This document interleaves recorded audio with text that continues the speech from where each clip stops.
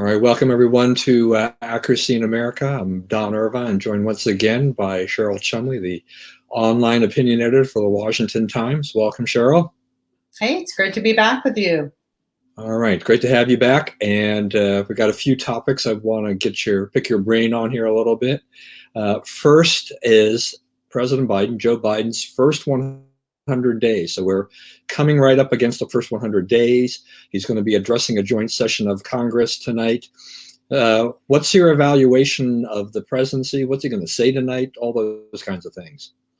Well, I think it's laughable that the press has bent over backwards to try and showcase President Joe Biden's first 100 days as filled with successes. I looked at, for instance, what NPR reported rating Joe Biden's so-called successes. And if you peel back the layers and look with truthful eyes at what NPR was labeling as success, it was basically just simply extenuations of what President Donald Trump had done. For instance, create a coronavirus task force and tackle the coronavirus. That's all started under Trump, of course, and the fact that Joe Biden continued doing some of the same policies and agendas, that's not a success. That's just something that someone else started, and he had the mental capacity to not discontinue.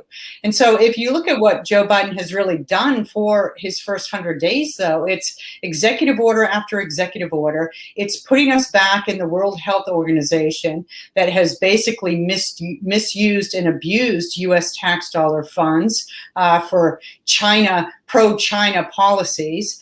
And the climate change issue, along with the infrastructure issue, those are going to be two huge, costly policies and agendas that this administration is going to be pushing for the next year, 2 years, 3 years. And I expect tonight during his speech, we're going to hear much more details on those two issues. I guess one of maybe the silver lining to this pandemic is that there are not going to be as many people in there, so maybe he won't get as much applause, and you definitely won't see Nancy Pelosi behind him ripping up a speech, I guess, either, right? So, yeah, I guess not. But I do say I think that Biden will probably give a solid speech in the sense, he'll stay on script probably and do that. But for us, for conservatives, it's not going to really move the needle at all, right? No, I think what Biden is going to do is just put more teeth to his environmental agenda. He's going to lay out some more specifics about that. Of course, spun all in positive lights. He's not going to touch on how much these things will actually cost, not just taxpayers and consumers, but the entire country when you talk about economic growth in the years and decades to come. But he's going to spell out some specifics on that, which his fawning friends in the media will lap up and pour great love over in the days to come.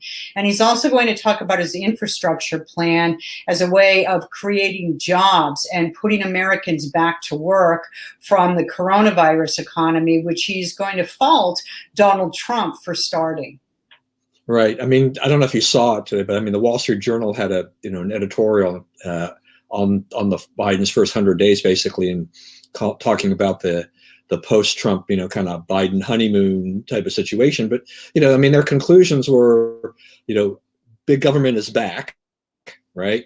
And that, as you alluded to, in terms of some of the successes, when it comes to coronavirus, the vaccinations and things like that, the vaccine, that's a Donald Trump. He put that into play. It was remarkable how quickly we were able to get a vaccine approved and on the market and into people's arms, I guess I will say at this point, as well as the economy. And they said, he has the good luck to fall into an economy that has been recovering, they said, since July. So, this is not a Biden, economy of any sort. This is, this is not, Biden should take no credit really for the vaccinations per se, because the vaccines were something that Donald Trump oversaw. And then they pointed out really how far left the Biden agenda has been, that he has really been listening. It's the Bernie Sanders, it's AOC. AOC, you know where you're going when AOC comes out the other day and says, well, he was less conservative than we thought he was going to be. You know, this is crazy. Yeah.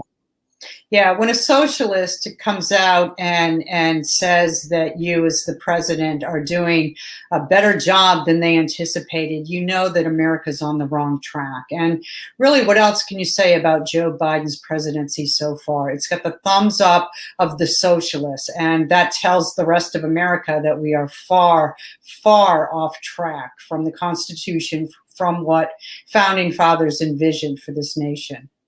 Yeah, and what worries me here about this is just that I recall that, when Obama won, conservatives, a lot of people were concerned about what was going to happen to this country under Obama and all these policies and things like that. It wasn't as bad as they said it was going to be in a lot of cases. But now I look at Biden and I'm like, in the first 100 days, we're already seeing this massive leftward shift. I think that is, to me, is really scary. I mean, Obama is nowhere near the threat that Biden is. Biden has, where's Biden's backbone and spine? I mean, he has just totally been co-opted by the left. Well, because his health is in peril. I mean, we can all see it, and we all saw it on the campaign trail. I mean, seriously, the guy didn't come out of the basement, and it wasn't due entirely to the coronavirus. Trump had the coronavirus and was still able to be out and about in the public. And Joe Biden used the coronavirus as a crutch because his health was failing. His mental capacity was in question, and nothing's changed on that count. So, if Americans are waiting for some sort of wake up and lead strong from the White House moment, it's just not going to happen. It's only going to get worse and worse. And this is why, in essence, the Democrat Party loved to run Joe Biden as president, because they knew that he would be the name recognition puppet for all the far leftist agendas that they haven't been able to push through the White House because of either the composition of Congress or because the will of the American people wouldn't allow it. Well, now they have Democrat control across all the power corridors on Capitol Hill, and they have a president who, even if he wanted to put a stop to this far left roll, he doesn't have the strength to do it. So what's Kamala Harris's role in all of this at this point, in your opinion? I think Kamala Harris's role is just to wait in the wings and prepare for when she eventually takes over fully for Joe Biden's position. She's sort of right now being his go-to for immigration questions. So when there are uncomfortable questions at the border, the White House can point to, well, Kamala Harris is dealing with that. That's Kamala Harris's domain now. Joe Biden has other things to deal with. So she's kind of being used as sort of a wall to shield President Biden from any sort of serious accountability questions. Yeah, I'm not sure that's working all that well. Well, I mean, it is protecting Biden, but I'm not exactly sure what we're getting out of Kamala Harris dealing with immigration right now. Yeah, nothing. But that's the intent. That was the strategy. All right, we'll move on to another story that popped up this week, obviously, which was the census has now kind of laid out what they're expecting to be for reapportionment in terms of where the population shifts were and which states are gaining and losing seats. It was a little bit of a surprise to some observers because they had let out a few months ago, I guess, kind of an initial projection of what they thought was going to happen, and then this one was a little bit different. With some of the states, like California, still was going to lose a seat, but I think wasn't it Texas and Florida? Weren't they expected to gain maybe 3, and they're going to gain 2? So they're gain 2, yes. Yeah, gain 2. But I think the initial projection was they may gain 3. Florida might have potentially been in line to gain 3. New York lost a seat by 89 people, for which apparently they're going to try to fight that. I don't know. I don't know anything about this type of a thing, but I just seem to recall that there was one census, 20 or 30 years ago, Utah was was similarly short or fairly close to getting another seat, and they tried to fight it, but it wasn't successful. I don't think that New York is going to be any more successful in that in this regard. And California, even though they lost the seat, they're I thought I saw a story. They spent something like $187 million on the census to get people to make sure they got counted, and they still lost a seat. Maybe they thought they were going to lose more. But I mean, what does this look like for Democrats and Republicans? Because they're trying to map this for 2022, right? Right. The maps, I think the Census Bureau is going to release some initial maps in August and then some more final, easily readable maps in September. But it's basically the redistricting should be wrapped up by the end of the year, at least the initial stages. But I understand by reading headlines that there are already some court challenges brewing because of the expectations that weren't met that you just outlined, and we'll see how that goes. But to me, the bigger theme here is the overall shift in power, where the Northeast used to be pretty strong on controlling the power representation. If you look at how the census and redistricting has shifted over the last 10 years or so, it's looking more like the South and the West areas are taking up some of the real power controls with this redistricting. So it just seems to me the bigger theme here is how politicians in the Northeast maybe are losing some of their luster, and politicians in the South and West in America are picking up some more power that they normally wouldn't have. And I think that to me, that's one of the more interesting things about the census counts. Yeah, I mean, our area here, actually grew by a pretty decent clip. It wasn't bad. I mean, both DC, Maryland, Virginia all had fairly good growth in the 7% range, which was great. I mean, I've been around here long enough that I remember when DC was losing population, and I thought DC was just going to continue in that spiral, and this it's completely reversed. They are growing, but one of the things that surprised me too was that Oregon gained a seat, and I didn't think I saw that initially, and I'm thinking like, well, I'm fine with that. If the liberals will leave California and move to Oregon, that's fine. That's kind of a wash for me.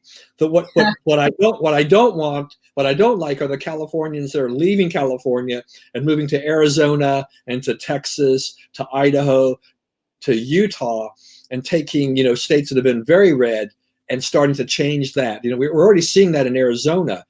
Electoral politics are shifting there, and I'm a little bit afraid that that's going to happen in Texas over time. That'll be a trend that'll continue. I mean, why do you want to live in California? Is a lovely state in terms of I love visiting it. They've got great beaches. They've got some great places to visit and things like that. But from regulation, taxes, politics are absolutely the worst in California. So I don't blame people for fleeing California in that sense.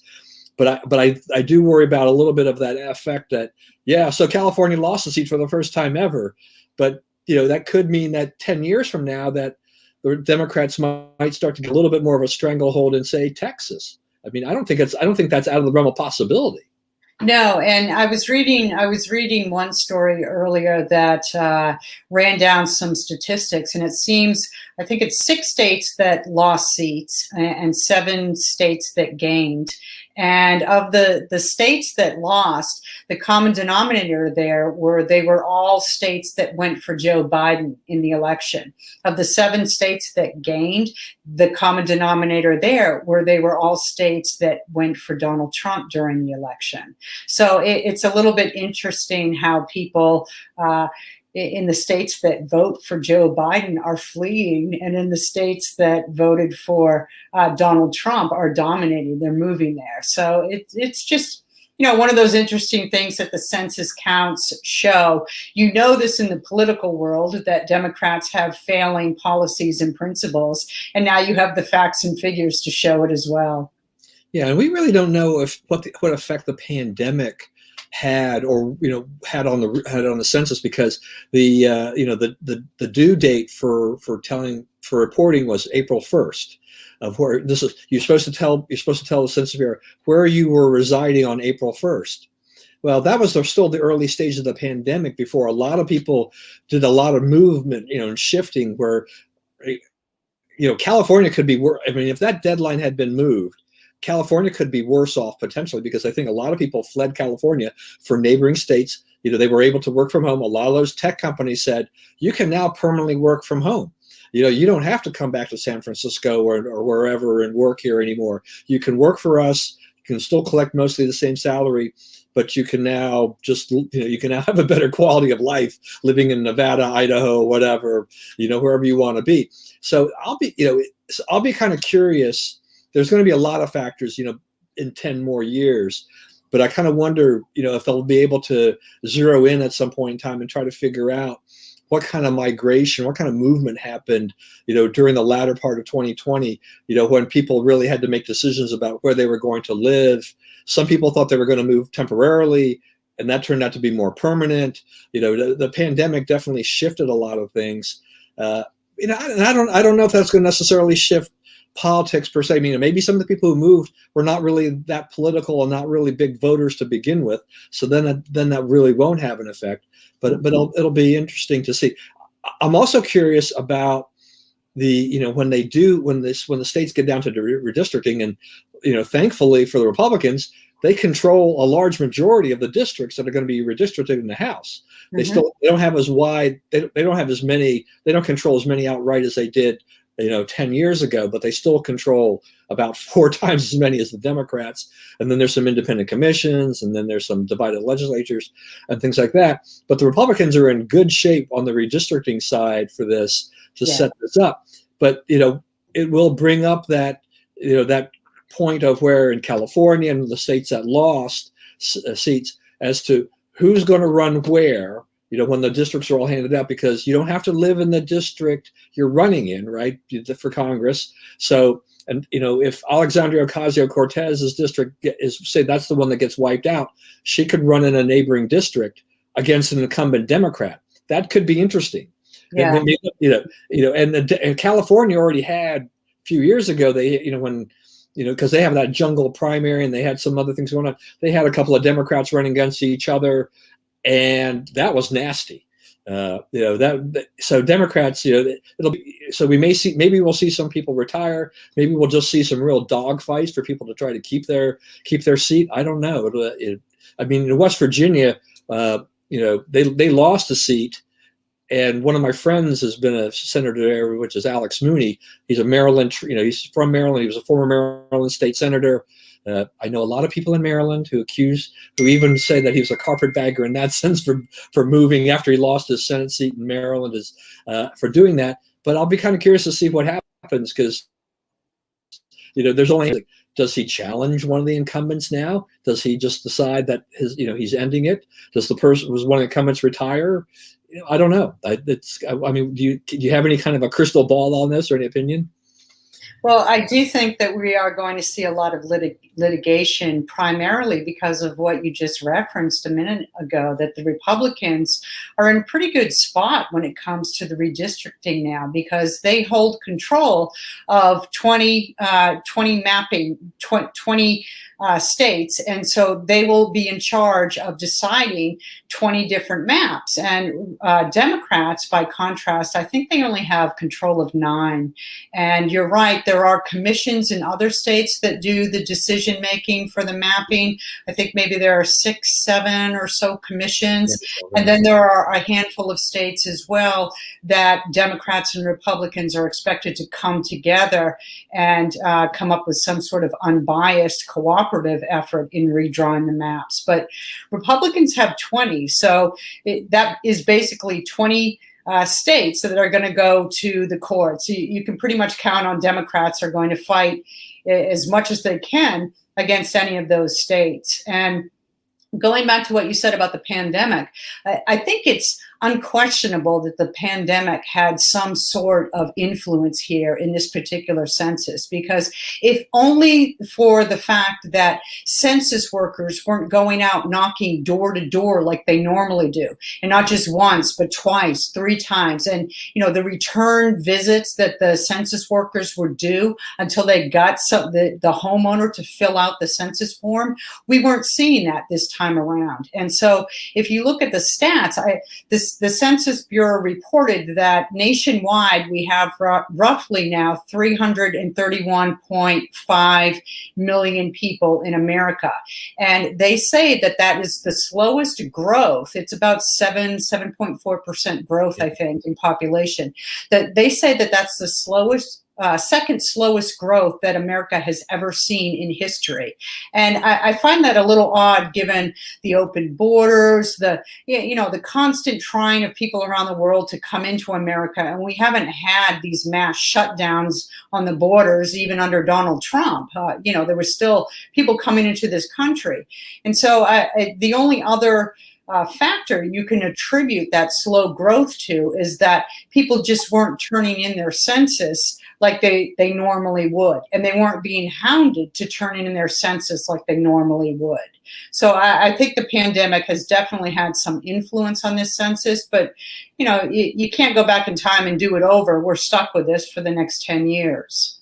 Right. I mean, you have to live with it. I mean, and this was an unusual census. A pandemic, definitely upended everything. And as you said, I will say to me, one of the silver linings of this pandemic has been the huge reduction in door-to-door salesmen in my neighborhood.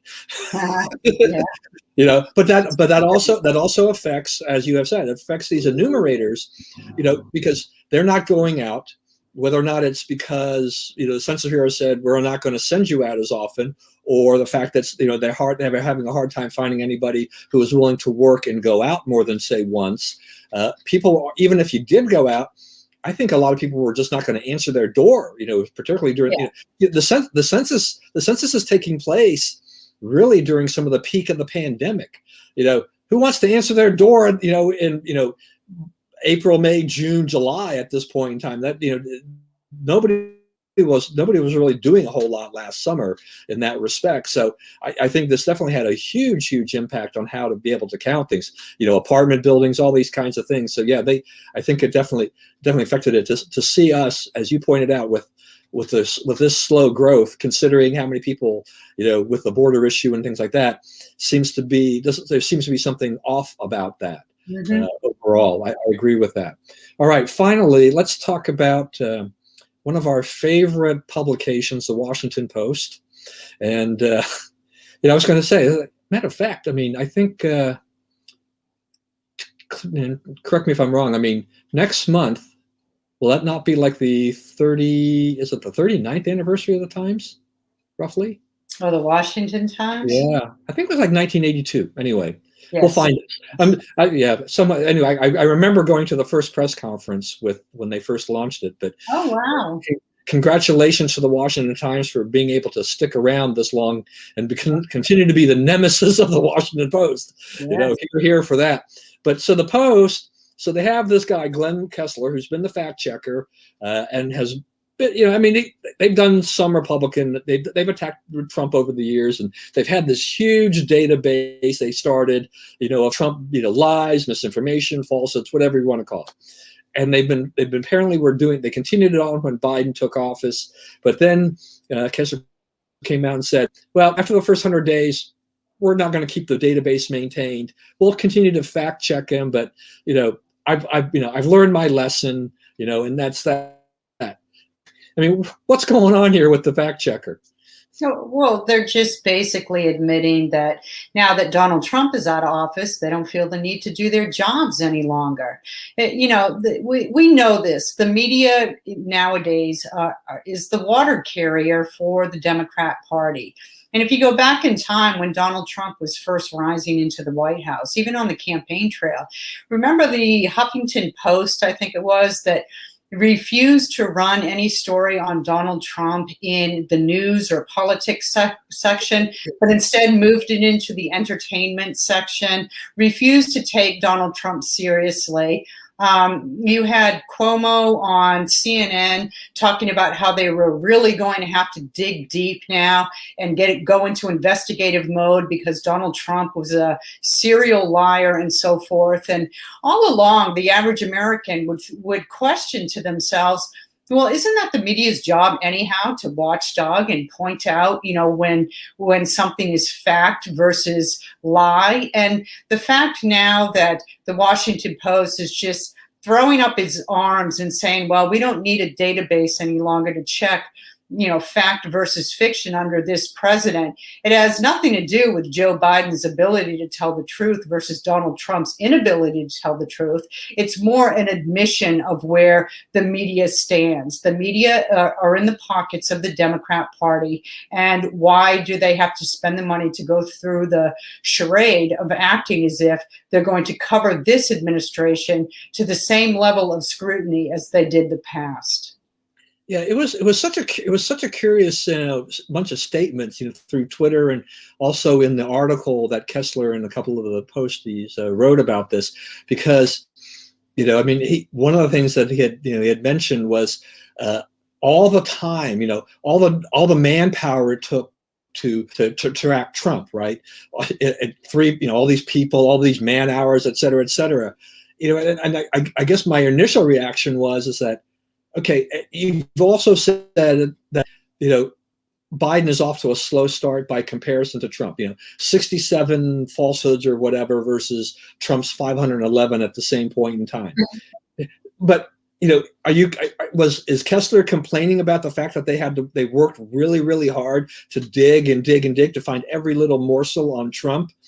And that they can't find their Trump. Biden is not very newsworthy, or he's not saying much. So, we can give up on this, but doesn't that make your job easier in a sense? I mean, you're not going to have to, how much of a burden is it to maintain the database if he's not saying that much anyway? I mean, were you complaining that you spent so much time and effort on the database now? And they said, now you're saying that he's not providing enough material, so we're going to get rid of the database. They also said, I think in the article, just in general, they also about how part of the issue is that Biden is in essence being protected. He's very scripted. He's sticking to the message. He doesn't have a lot of, free form, conversations, with reporters and things like that. And he's basically pretty much non-existent compared to Trump on social media. So in a sense, they also kind of meant it's like, he's just not out there. I mean, which I think goes to the point that we have talked about many times, is that, where is his acuity and his mental capability? The administration, the staff, the advisors are keeping Joe under wraps, kind of like in the basement thing that you were talking about earlier. Yeah. And, the problem is not that so much that the Washington Post is refusing to run a database under Joe Biden. The problem more is that they had a database under Donald Trump. I mean, if you want to go after a president for lying, shouldn't that just be part and parcel of your stories? Do you have to nitpick over every single little word or tweet that a president puts out there and just bend over backwards to show why something has 4 Pinocchios versus 3.5 Pinocchios? I mean, to me, that seems petty. It seems petty, and it just seems targeted to attack a president that way. And the fact that they're now taking away that same database under Joe Biden, it just screams bias. We all know what's going on here. We all know that this press is part of that whole leftist communications movement that says, if you disagree with me, then you're lying. And that's how the Washington Post operates. It's the same way with the social media. It's the same way with the big tech giants who say that they use fact checkers to help on their social media platforms to help Americans sift through the lies versus deceptions. They use the far leftist media organizations to determine what's fact versus lie. And so it's basically saying, if you don't agree with me, you're a liar. Yeah, no, look, I think we both know how the Post operates, and when they changed their little slogan, they added this thing, at the beginning of the Trump administration, which I'm surprised they haven't actually just totally obliterated by now, which was "Democracy dies in darkness." Yeah, they're sending a direct message about how they feel about the Trump administration, how they felt about it at the time. So I'm not surprised about this, but you're right. You're 100% right. This is their job. They should be part and parcel of their job. And why are they creating this database? That should just be part of the thing that they do on a regular basis, is doing the fact checking and whatever. But yeah, it was extreme nitpicking and everything like that. And to some extent, I guess it's like, well, we don't have as much to do under Biden. And so we're actually, but yeah, it's all about being in their hip pocket. The Wall Street Journal talked about it in their editorial too. It's just that the Democrat media, pretty much is just doing whatever they can to prop this guy up. So I think that's great. We'll leave it at that. Thank you once again for joining me today. Always great, insightful opinion. Appreciate that. Yeah, thanks for having me. All right, and thank you, viewers, for watching us today, and continue to tune in every week. And don't forget to listen to Cheryl's podcast. Is it twice a week? Twice a week, Tuesdays and Thursdays. Tuesdays and Thursdays. Good stuff. All right. So thank you once again for joining me today, Cheryl. All right. Have a good day. You too.